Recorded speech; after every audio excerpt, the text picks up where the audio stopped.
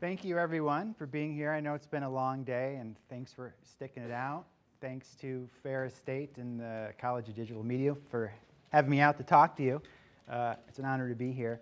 I had a chance to, as I was putting together my presentation, to take a look at the program here, and it's really quite stellar. I'm really impressed with what the school has to offer. So thanks for having me out. Again, my name is Jerry Berlongieri. I'm an audio director. I'm currently at Take Two Interactive.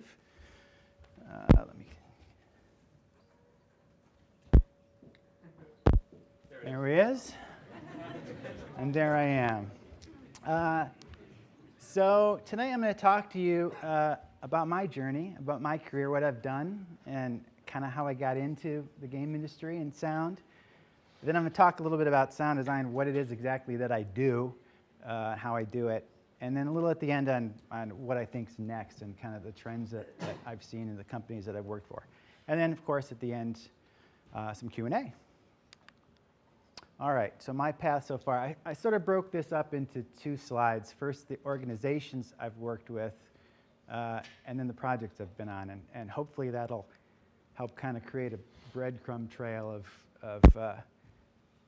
to let me kind of unpack my journey the last 20 years.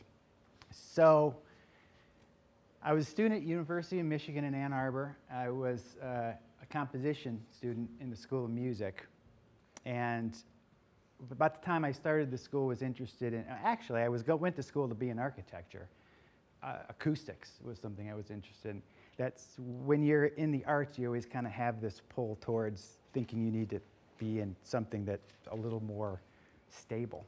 And architecture was what I got started in, but then the School of Music was interested in starting a technology program, synthesis and MIDI, and the beginnings of recognizing the computer as a viable tool for creating audio. So that kept me in the School of Music in composition, and I think I was one of the first two students in that program. Began to discover, as I was in composition, we used to have composer forums, and the composers do string quartets and different pieces for piano. And my stuff was always kind of this weird stuff. I did like a piece for Zoob tube, which is like springs in tubes, and everyone was shaking, and I did a piece for like scratched CDs, where I had CD players with scratched CDs in them that were stuttering, and I'd whack them with some sort of concert drum mallet, and they'd skip. So it became apparent that I was kind of interested in manipulating sound and kind of working with sound in interesting ways. So the sound designer part of me started coming out more than the composer side. Now, some audio people make a sharp distinction between being a composer in the video game industry and being a sound designer. I've always seen them as being intertwined. The sound design is just sort of a short-scale version of writing a piece of music. There's the same sort of sensibilities that go into creating a really good sound. So I was at the university. We didn't really have a game curriculum at all. Games are still kind of under the radar. Most of the interactions in multimedia were with other departments. They did a lot of stuff for like the dance department when they were interested in having music scored to their stuff, and began to sort of explore working with teams. Sort of a big part of the college experience is learning how to work together on a project and what your part in it is, and even kind of what the pitfalls are. There were a lot of learnings on how to be careful. I had written a piece that a dancer wanted to use, and loved the piece, said, let me use it, and wrote a piece for it. And that created a bunch of interest, and suddenly I had several people in that department that wanted me to create music for them, which feels great when somebody wants you to create content for them. But the learning there is to be careful what you say yes to, because it's very easy to overload yourself from the intention of doing the work, and suddenly you find yourself in a situation where you've taken on too much. So being careful about the choices that you make on the work that you take on. So out of college, I landed position at Disney Interactive, and that was because one of the professors at University of Michigan started the company doing multimedia, and we were very fortunate to start doing CD-ROMs, interactive CD-ROMs for Disney, and we ended up, we did Winnie the Pooh and Lion King, Pocahontas, and basically all their offerings in Children's Interactive. And that was a fun group to be in. It was sort of the first look at working together with a larger team with multiple concentrations, art department, programming, and the first look at how audio in games is a department that ends up, we touch everything, every asset that's created, every animation, every level, every corner of a game or presentation at some point comes through to us. So there's an enormous amount of bottleneck that happens when all this kind of funnels in through audio as sort of a post-process. So I got a kind of a good sense of how a larger team like that pulls a project together. Went in after a few years doing the boinks and jumps for Disney, went to a company called Outrage Games, and we did a game called Descent, which was a PC game, a third-person shooter. It was battling robots, and that for me was the first real sort of video game experience. And for me, this was sort of the quintessential. It was still in video games. It was still kind of the Wild West. It was like joining a band. We were 12 guys in a room working on a title that sold 1 million copies, so it was doing really well. And the environment was just a ton of fun. We would go to work. We would work on the game. We'd go to the bar, we'd come back and play Quake and work on the game some more. It was just sort of this blur of just really loving what we do. Now the danger there was those early days working in the game industry sort of created this, because we loved what we do and we were very passionate about it, it was very easy to just kind of let it consume you. It was your day and you spent 20 hours doing it and you went home and maybe did a little bit more. And it kind of created, and it wasn't just at Outrage, it was game-wide, I think, industry-wide, there was a assumption that that's just what we do. So it became very difficult. It took us a while to mature to the point where we realized you have to schedule these things, you have to not take for granted the fact that when you love what you do, it's something that you can overdo. And over the next few years in the industry, there was a lot of coming to terms with that. You know, you've all heard the horror stories of crunch time. It was all sort of the realities when you're working in a creative medium. It's really difficult to ever call anything done. When you're an artist or a musician or a programmer, you kind of keep banging on stuff. And so we've gotten a lot better at it, which I'm happy to report. So worked at Outrage for several years. Eventually we were purchased by THQ. Subsequently closed by THQ.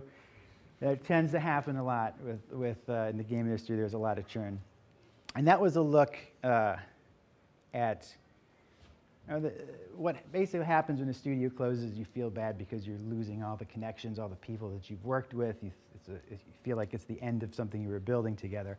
What I came to find out is all those people that I worked with, I've had a chance to work with again. The industry sort of, the deck shuffles. But the relationships that you make, you continue to be friends with these people and work together again. So it's very important to make sure that you are easy to work with, that you have a good attitude, and because you're going to meet these people again and again, and they're going to remember. And it's fun to see the people you know in different companies, and to realize that it is, as an industry, we do kind of recycle our talent and we get together again. So THQ closed us. I took that opportunity to head out west to California. Took a chance to work on the Spider-Man games at Treyarch. It was when the Spider-Man reboots were happening and seemed like an exciting place to go. Went out to Treyarch, started working on Spider-Man. Of course, at that time, Treyarch started to expand. We got thrown the Call of Duty franchise, which really, as well as the James Bond franchise. So we were a very, very active studio at the time when I was there. And that was a different dynamic, coming from a smaller studio where I basically, at Outrage, I was the guy. I was the sound guy that did the music. I did all the sound design, sometimes did the voices. It was a kind of a one-man show. Now at Activision, when you're working on a franchise like Call of Duty, it's not doing everything. That's kind of the first time I moved into the audio director role, where it was very much about figuring out what the franchise is going to need, and we had access to, the best composers that we could get, and I had a team of 12 sound designers.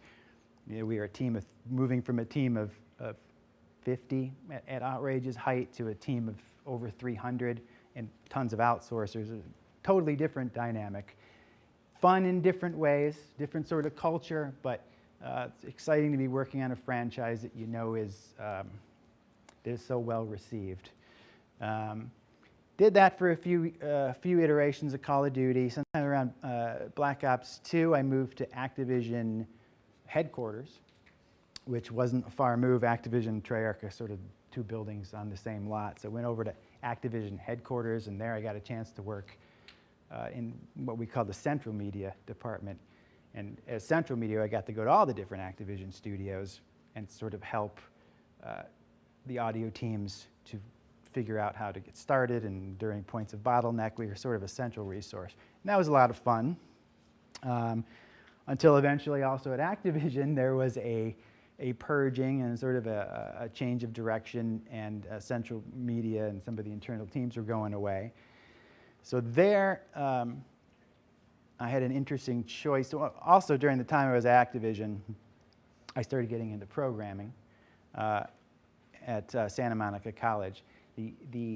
What you'll find as you move through your career and once you graduate is it's not over. There's always another skill set that you'll find sort of helps you to do what you do. It's sort of, we called it valve being T-shaped. It's this idea that maybe you're a programmer, but maybe there's this other thing you do too. You're interested in golf, or you're interested in puppets, or some of these things kind of make you unique in some way, and kind of bolster what you know. So started a programming course, took all the classes they had until I had an associate's in programming.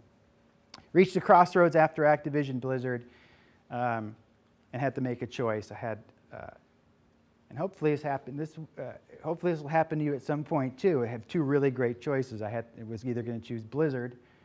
I had an offer at Blizzard to go and work on what would eventually be Overwatch, or to go to Microsoft. And that was a very, very painful choice to make, because they were two great I still have nightmares about it, where I took both jobs, and I have to go to Blizzard, but I haven't been.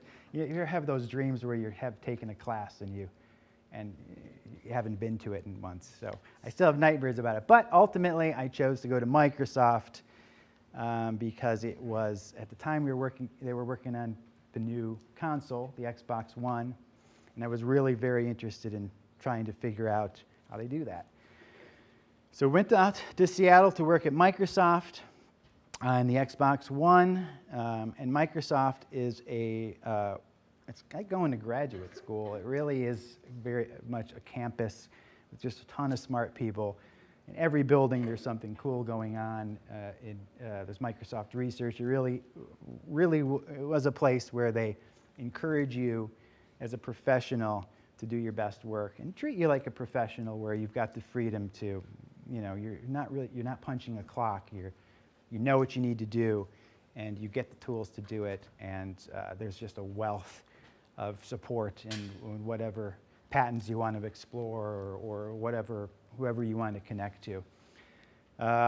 So that was very interesting. Now on the audio side at Microsoft, it was a very interesting time too, because we were beginning to see the interest in unique content creation, proprietary content creation, which has turned into, you see the Netflix original programming, Amazon Studios.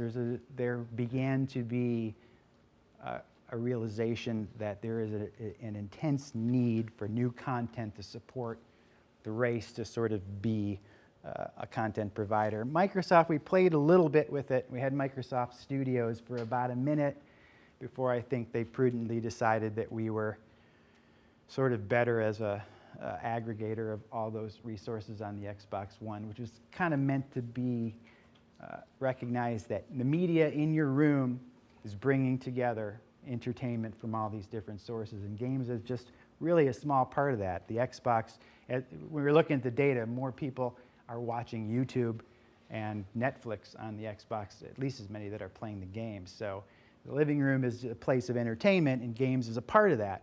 But there's this other huge hole to fill in terms of entertainment. So after a few years of that, I moved out here to my current position with Take-Two Interactive, and largely that was to work with a director that I was very interested in working on, who had worked on the BioShock franchise. He's a really great director, and also to get back a little bit to smaller teams. The interesting thing is, through the cycle of this, over the last 20 years, the industry has matured to the point where we have, at Take-Two, where I am now, it's a studio called Ghost Story Games. We're all leads. We've all been in the industry a while. So we're a smaller team, but we have enough experience that it's easier we're pretty nimble, because we've experienced a lot of the development cycles. And so that's a lot of fun. And then while I'm there, I'm going to Boston University to finish my programming degree. So the learning continues as well. So that brings us current. And these are some of the games that I worked in through that cycle, like the animated storybooks.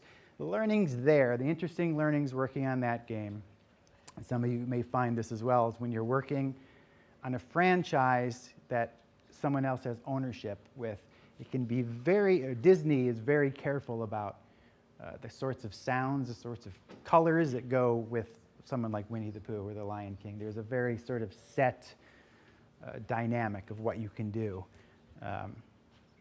You can't, kids love burping and farting sounds, but in something like Winnie the Pooh, it ends up being, they had actually a terminology for that. Those sounds had to exist as sort of like playful mud types of sounds. And so it was very interesting. The Descent team, as I say, the fun thing on that project, it was the first time that also engaging with sort of a fan base that really kind of loved this game. And so the 12 of us would go down to a convention like E3, and the gamers would treat us like the Beatles. It was really interesting to see that somebody really, really was into that game. And it was a great game.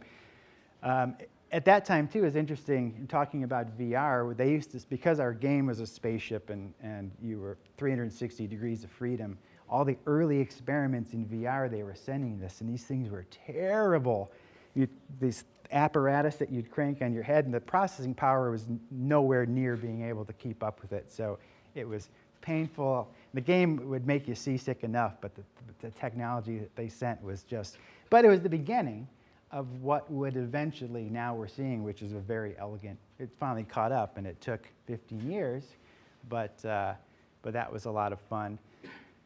The Spider-Man games at Treyarch, it was interesting. On Ultimate Spider-Man, we got to work with Brian Michael Bendis, who I don't know if any of you are comic book readers, but he's sort of a very popular writer at Marvel, and it was really interesting to work with, the first time with a writer who was actually really a writer.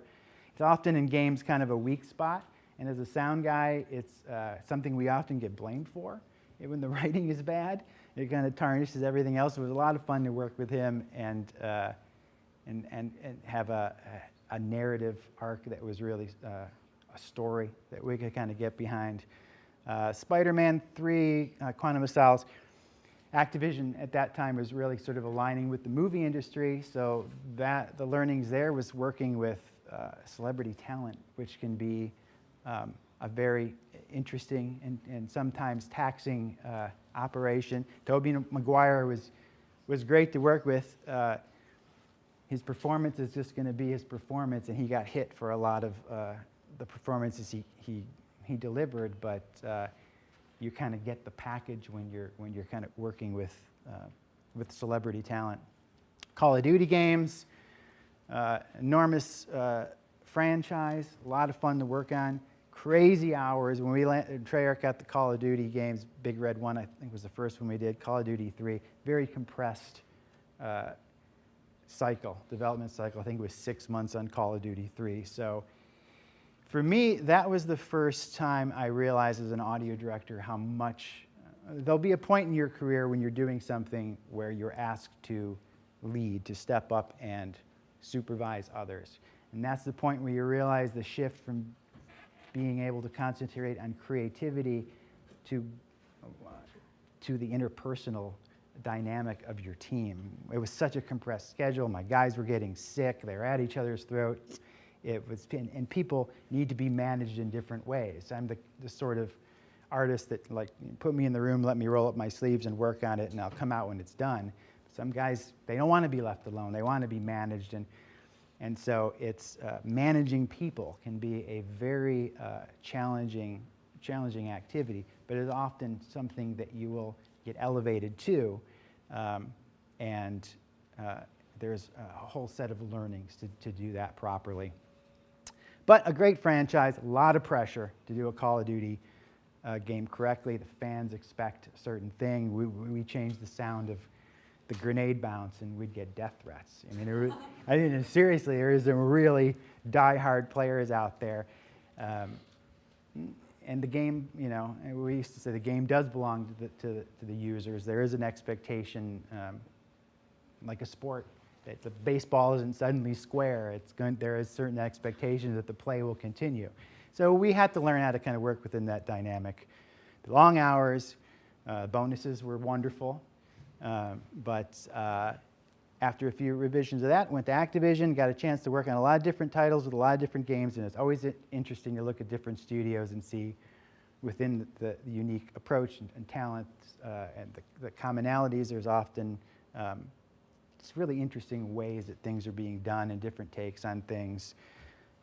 Skylanders was the last game I worked on at Activision, was interesting because sort of the crossover into transmedia was happening. They saw an opportunity to cross into the toy world and to start to think about the merger of different disciplines and how games can maybe be a part of that. Very successful franchise, a lot of fun to work on. And that idea came, our studio, Toys for Bob was a studio that did that. No one had heard of Toys for Bob up until Skylanders. They had been doing ports of Tony Hawk or something for Activision. They had this great idea, and Activision just went full force on it and ended up being next to Call of Duty, one of the top franchises that season. And then at Xbox, one of the games I worked on was Quantum Break, which is also an interesting transmedia experiment. We had a game and we had a companion show that went along with it. It was a live action show.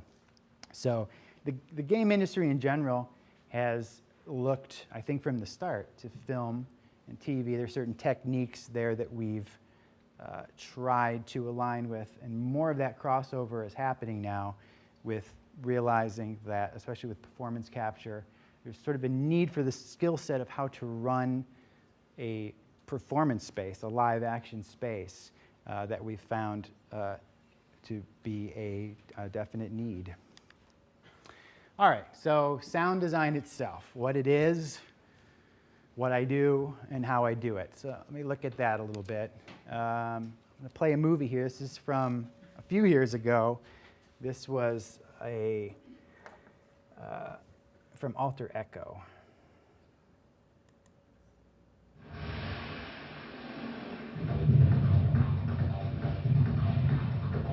As good as Alter Echo looked and played, it demanded a soundtrack that was equally compelling. Sound designer and composer Berlongieri let his imagination run wild to create the otherworldly music and sound effects for the game. You walk around a lot with your eyes closed and try and hear what things might sound like you didn't know what they were. In choosing sounds, I tried to go with stuff that was sci-fi sounding, but still something that wasn't synthetic. The sound of time dilation, which is when our lead character sort of goes into this other reality, is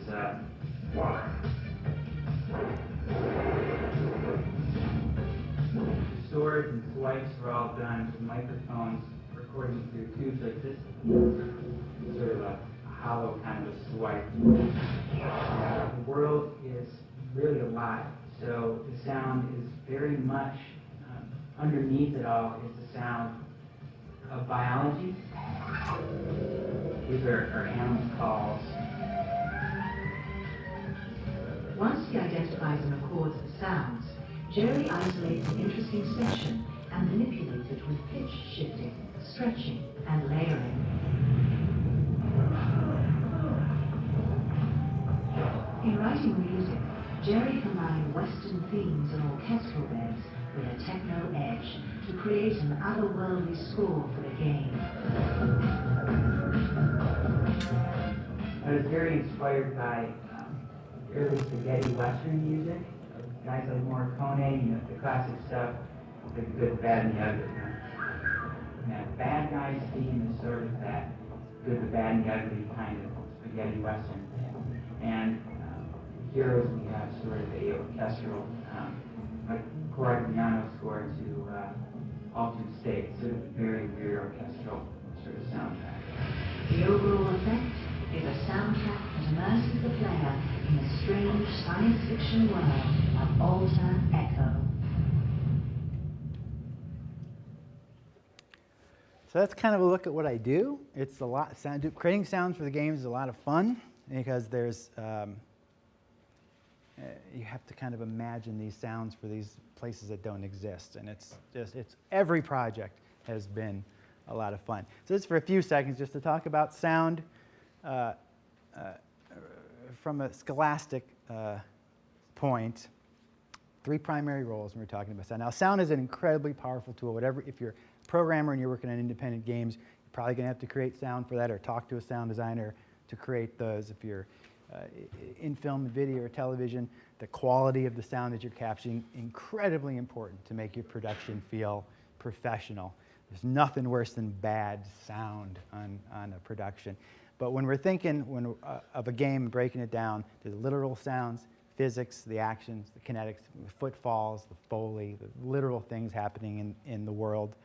Instructional sounds, which is more of a game thing, HUD, underlines any of the beeps and messaging that happens there. And then the emotional, music, silence, any of the abstract sounds or choices you make in a mix to suggest something to the listener, to your viewer. Okay, but what does sound design mean? So I'm going to play for you my 5 top moments in sound design that I think kind of illustrates what sound design really means. So number 5, Three Stooges. Three Stooges was just a moment in time where the sound with the Three Stooges, it's fun. Slapstick is funny, but it's made funnier by the sound when you hit Curly on the head, and of course it's an empty coconut. It says so much about Curly. It makes the whole experience more visceral. And so the sound guys back then were kind of coming from radio, where there were different gimmicks that they used to kind of create the sounds that you had to imagine. And the melding of that sort of exaggerated sound into the visuals, it was really kind of a pinnacle moment and just like a perfect fit. And the choices set to picture sound design. Number 4. Now, I barely remember a $6 Million Man myself, but that sound at the time, I mean, Bionics, what is it? You know, and the visual was this sort of slow motion thing, and you'd pick up something and throw it, and you'd hear this sound. And when I went to find out what this sound is, no one even kind of remembers what it was. It was some spring on some particular organ that they twinged, and it made this sound. But it became this signature sound that every kid knew. That was the sound you made when you were doing some kind of bionic movement. So this moment in sound design where something can become this signature thing that is associated with this abstract concept. Great moment in sound design. Number 3. The Law and Order, the very loud Law and Order gavel hit. Now this is another sound that's signature franchise sound. Oh, I know it woke a lot of you up. It scared you. And that's what the sound is, the sound of punctuation. It's a gavel hit, apparently, although some of the designers think that it was also combined with a cell door closing, because those are very law and order kind of sounds. But it became a sound that's just associated with the franchise, signature sound. Number 2.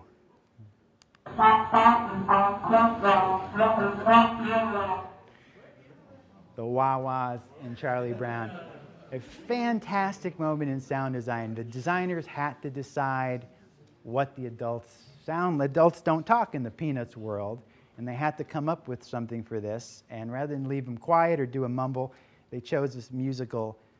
They made the choice to use that sound, which is iconic. Everyone knows it. An absolute brilliant moment in sound design. And number 1.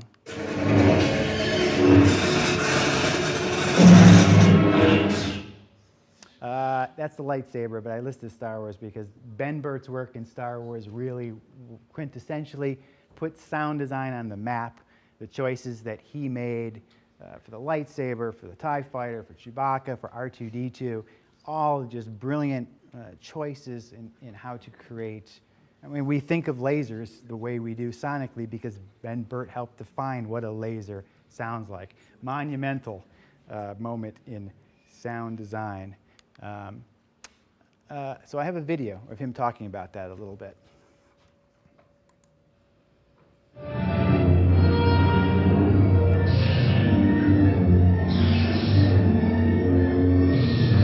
The lightsabers are one of my favorite sounds, and in fact, it was the very first sound they made in the whole series. For some reason, after I read the script, even though my assignment was first to find a voice for Chewbacca and then a voice for R2, and then, well, maybe come up with some sounds for laser guns and other things, the lightsaber fascinated me. At that time, when the script had first come out, they had some paintings that Ralph McQuarrie had done, so there were some concepts visually of what some of these things would look like. And those pictures were very inspiring because they gave an idea of the direction we were trying to go in the look of the film, and it was inspiring to me to therefore think of sounds that might fit that kind of visual style. And I could kind of hear the sound in my head of lightsabers, even though it's just a painting of a lightsaber. I could really just sort of hear the sound. I think maybe somewhere in my subconscious I had seen a lightsaber before. And I went to, at that time I was still a graduate student at USC, and I was a projectionist, looking at a projection booth with some very, very old simplex projectors in them. And they had an interlock motor which connected them to the system, which, when they just sat there and idled, made a wonderful humming sound. It would slowly change in pitch, and it would beat against another motor. There were 2 motors, and they would harmonize with each other. And it was kind of that inspiration. That sound was the inspiration for the lightsaber, and I went and recorded that sound. But it wasn't quite enough. It was just a humming sound.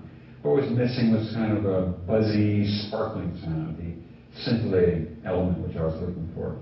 And that I found one day by accident. I was carrying a microphone across the room between recording. I was recording something over here, and I walked over here with the microphone, passed by a television set which was on the floor, which was on at the time, without the sound turned up, but the microphone passed right behind the picture tube, and as it did, this particular microphone produced an unusual hum. It picked up transmission from the television set, and a signal was induced into its sound reproducing mechanism.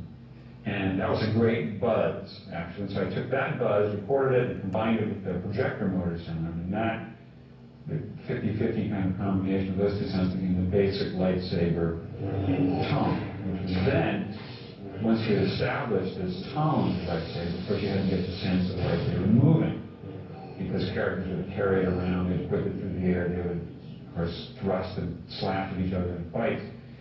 And to achieve this additional sense of movement, I played the sound over a speaker in a room, just a humming sound, humming and buzzing combined, and endless sound. And then took another microphone and waved it around the air next to that speaker so that it would come close to the speaker and go away. You can whip it by. And what happens when you do that by recording with a moving microphone is you get a Doppler shift, you get a pitch shift in the sound, and therefore you can produce a very authentic facsimile of a moving sound, and therefore gave the lightsaber a sense of movement, and it worked well on screen at that point. So that's Ben Burt. Wonderful stuff that he does for Star Wars. And that's kind of what sound designers do. That's what I do for all our games. It's very much that process. Super fun. This was my studio at Microsoft. Lots of, the nice thing, it takes a lot of gear, and it's fun to collect it, and everything is its own sound source. There's also, you can't see it in the picture, but we had a Foley room downstairs where we would go to actually record the sounds and bring them upstairs and manipulate them until we twisted them into something that would work for whatever the game was demanding. Going out and collecting the sounds is a lot of fun. These are some of the field sessions that we did for Call of Duty. We would, actually this was for James Bond, we needed car collisions, so we went to a junkyard, purchased 20 or so cars. The crane would lift them 30 feet in the air, turn off the engine, drop the car, it'd come crashing down, and we'd get a nice solid set of crashes that were really intense. Oil got on everything. We didn't kill no one got hurt, which is always amazing when you go to those things. That picture down there, I always like, because it looks like we're Devo or something, but we're recording ambiences for Forza and at docks in LA. So field recording is a lot of fun to kind of get out in the world and kind of capture those sounds. This is a motion capture studio that we had at Activision. Now, motion capture is performance capture is sort of an interesting hybrid that brings together a lot of the disciplines as from the video game industry, going in and capturing the actual movement, translating it to the animations is a real time saver, and it makes everything very real. It is an amazing place. Now, the technology, we were lucky we inherited a lot of this from the Avalon movies at the time. We're kind of making strides in how motion capture works, but to see this space on a screen that's actually filled out with the game world, and to be able to move a camera through that space as you would on a set is really remarkable to kind of to see these worlds combine. And the thing that we found when we got there, as we were getting started at Activision, is development studios tend to have many directors. There's an art director, there's a creative director, there's an audio director, but there's seldom a director, an actual scene director who knows how to run a stage, how to get actors from point A to B. There was really a need, a vacuum in this area of sort of translating these real-world skills of how to frame a scene. And so it's a very interesting avenue to get into. If any of you are interested in that, what you kind of don't see here is the wall of animators and designers that are putting all the pieces together. That would actually, I think that was a boat. That was some sort of landing sequence in World at War, and all that gets translated to data.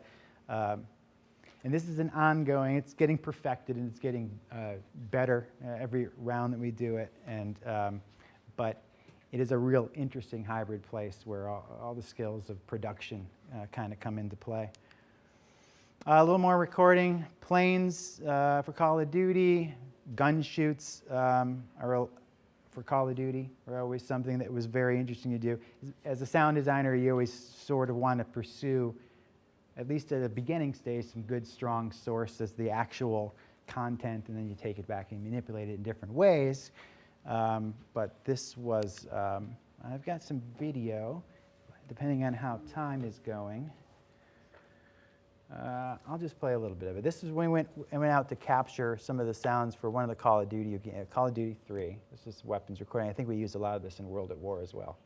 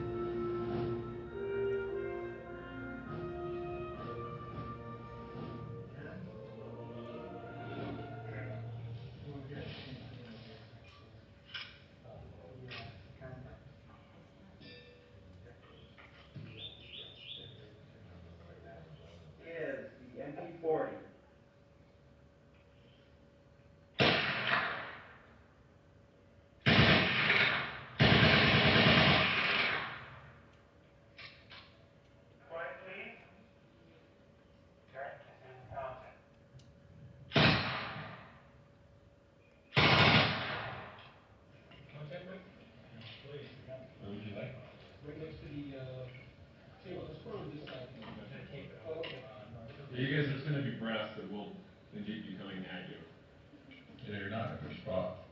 This is the Stooges there. NB-44.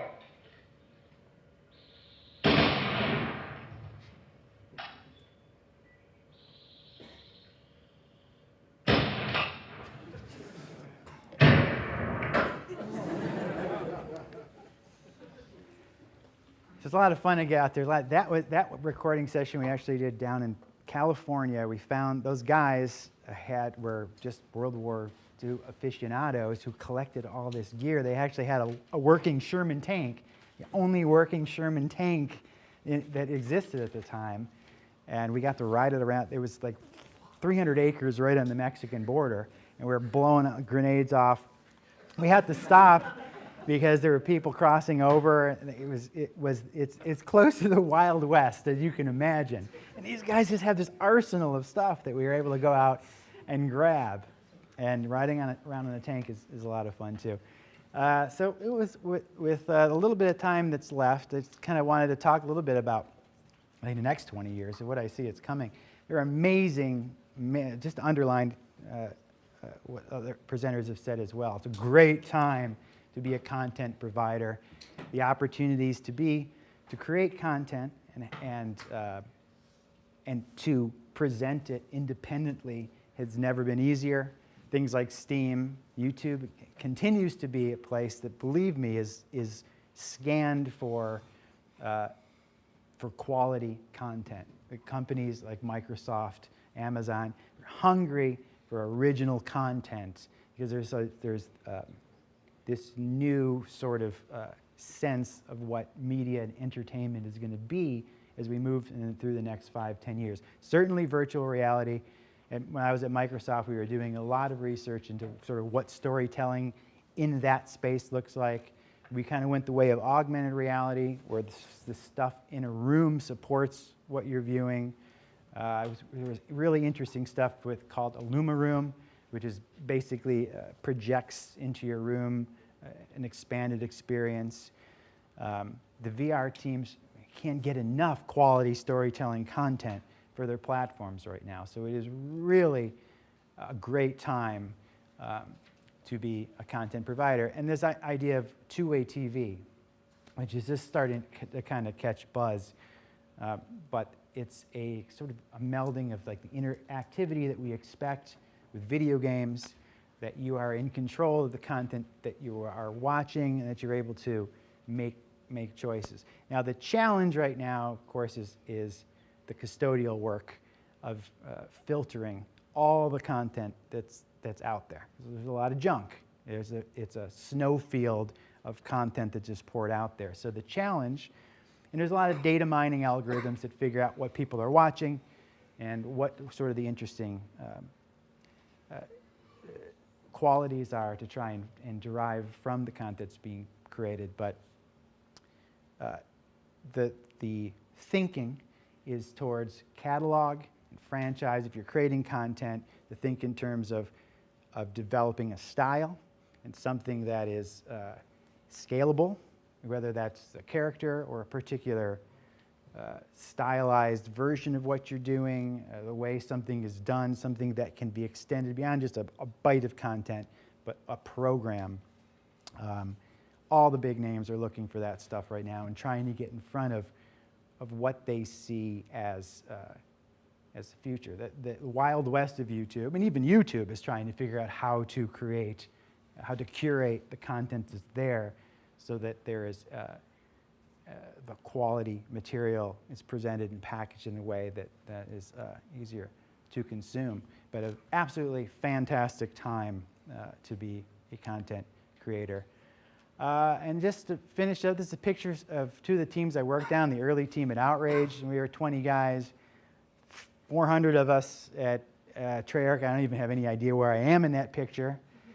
But the thing that about all these teams is it always about the people that you're working with, really learning to contribute and part of a group to figure out how to be not only the best artist that you can be with whatever your role is, but to learn from each other, to support each other, to sort of to be the best, and to be enthusiastic, to be easy to work with, because all these people you'll end up working with again.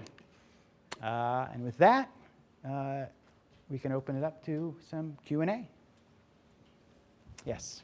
How often do objects Thank you. Oh, thank you. Thank you.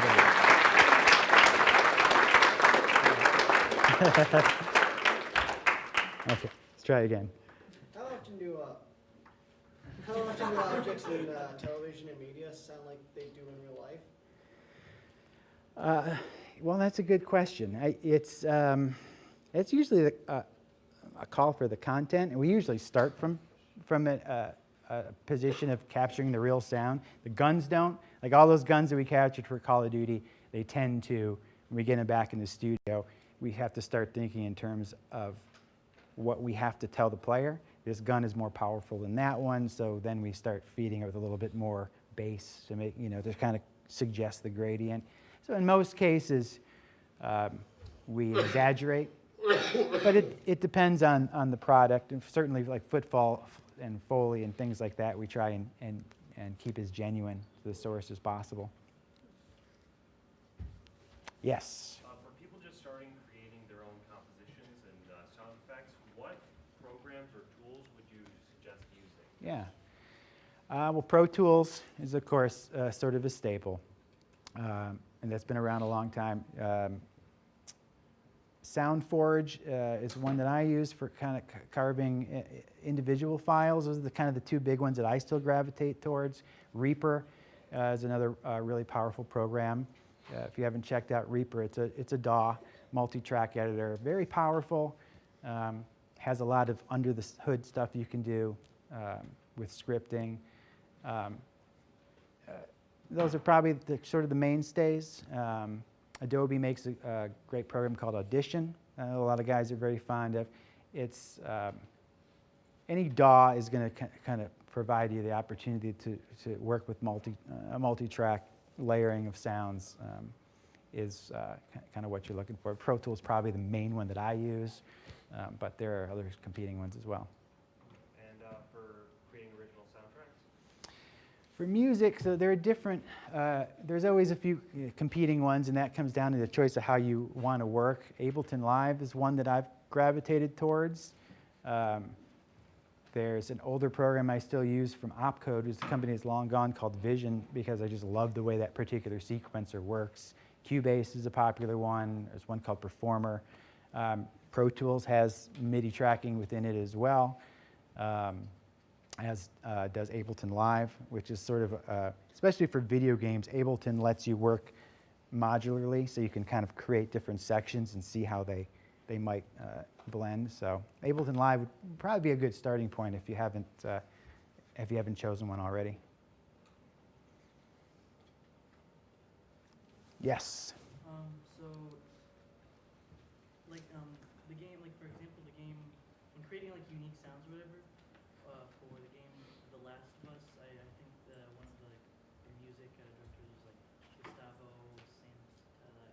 I couldn't say his last name. But I see it's, like, more recurring theme on how, like, you just use abstract places to, like, hear better acoustics and stuff. Was that, like, more common, or is it starting to be more common, or was it, like, very, like, not common back then when you were like trying to create unique sounds and all that? To use abstract sounds? Yeah, or like abstract objects and like going in different rooms and all that. Like, was it less common than it is now? Or?